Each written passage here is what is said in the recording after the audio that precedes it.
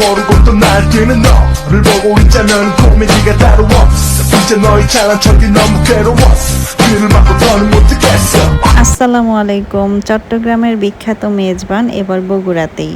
চট্টগ্রামের মেজবানের সেই আলাদা স্বাদ নিতে এখন আর চট্টগ্রাম যেতে হবে না, বগুড়ার মেজবান বাড়িতে পাওয়া যাচ্ছে চট্টগ্রামের মেজবান। আজকে যাচ্ছি মেজবানের স্বাদ নিতে বগুড়ার মালগ্রামের মেজবান বাড়ি রেস্টুরেন্টে। মেজবানের মাংস, ভাত আর পুরো আয়োজনটা কেমন আজকে সেটাই আপনাদের দেখাবো। চলুন আজকের মেজবান ব্লগটা শুরু করি। ঢোকার মুখেই খাবারের ছবি ও মূল্য তালিকা দেওয়া আছে, তাই পছন্দের খাবার আর দামটা আগে থেকেই দেখে নেওয়া যাচ্ছে। রেস্টুরেন্টটা পুরো ইকো ফ্রেন্ডলি থিমে সাজানো, বাঁশ আর প্রাকৃতিক উপকরণ দিয়ে এমন সুন্দর পরিবেশ তৈরি করেছে, এখানে ঢুকলেই একটা শান্ত গ্রাম্য আবহ অনুভব হয়। এখানে এসি ও নন এসি দুই ধরনেরই বসার ব্যবস্থা রয়েছে, আপনার পছন্দ অনুযায়ী যে কোনো একটিতে বসে খাবার উপভোগ করতে পারবেন।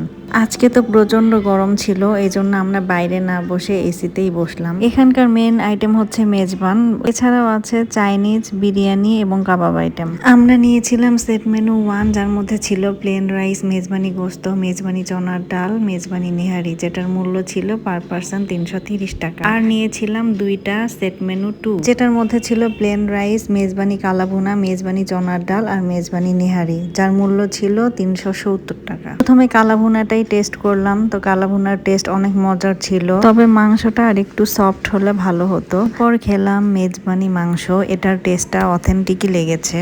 মেজবানি মাংসটা সফট ছিল আর মশলা সবকিছু একদম পারফেক্ট। এরপর ট্রাই করলাম নিহারি, এখানে 1 পিস নিহারি দিয়েছি। নিহারির ঝোলের ঘনত্বটাও একদম ঠিকঠাক ছিল আর ঝোলটা খেতে অনেক মজার ছিল। চনার ডাল রান্না করা হয়েছে বুটের ডাল, লাউ, মাংস আর মেজবানি মশলার কম্বিনেশনে। প্রত্যেকটা আইটেমের খাবারের টেস্ট অনেক মজার ছিল। খাবারের দাম অনুযায়ী একজন মানুষের জন্য খাবারের পরিমাণ একদম ঠিকঠাক ছিল।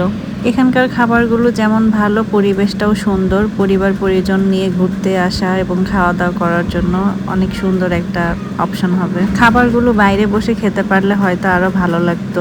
এই পাশটায় একটা জুস বারও আছে। একটা দেয়ালে চট্টগ্রামের কিছু আঞ্চলিক ভাষা আর আমাদের বাংলা সাধু ভাষা কিছু ট্রান্সলেট করে দেওয়া আছে, তো এগুলো পড়ে অনেক মজাই লাগছিল, উচ্চারণই করতে পারছিলাম না, এমন অবস্থা। আসলে এই রেস্টুরেন্টের মাধ্যমে চট্টগ্রামের খাবার, ভাষা সবকিছু ঐতিহ্য একদম সুন্দরভাবে ফুটিয়ে তোলা হয়েছে। যারা এখনো মেজবান ট্রাই করেননি তারা অবশ্যই এই রেস্টুরেন্টে এসে মেজবান খেতে পারেন।